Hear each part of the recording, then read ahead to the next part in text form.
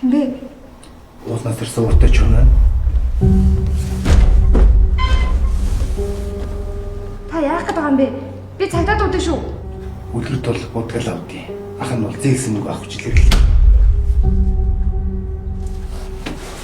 Зээлсэн мөнгө өгөхгүй яваад ич болно гэж одоо юу аа? Удахгүй тулнаа хаа. Үхэн гэсээр үхрийн мах бараа өгчээр. Удахгүй гэд өчнөөс орлоо. Хүүнөөсөө зээлсэн мөнөөсийг болчлоо. Мэдэж гин үү? Мэдчихэж байгаа хаа. Удахгүй тулна уу? Учирлаад хэлвэл ойлгож болох юм. Та яагаад байгаа юм бэ хаа? Цагдаад хэлчихэн шүү. Тэгвэл чамдал муу юм болно да. Шүүгийн шийдвэрх наа чи гэж хэлдэг андахгүй л баг. Байрыг чинь аваад гудамж нөгөөл гаргах чинь. Арайда. Хичээ. Энэ одоо юу хүмүүс ирчээ цогсоод байгаа.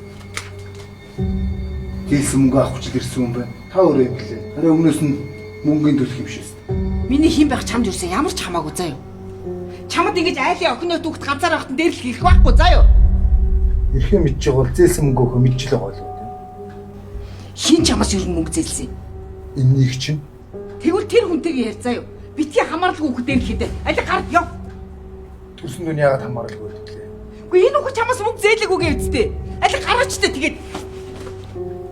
За яах. Юм нэгээр дуусна. Хуулийн дагуу мөнгө олж авах юм да. Үргэлжилтийг оройгоос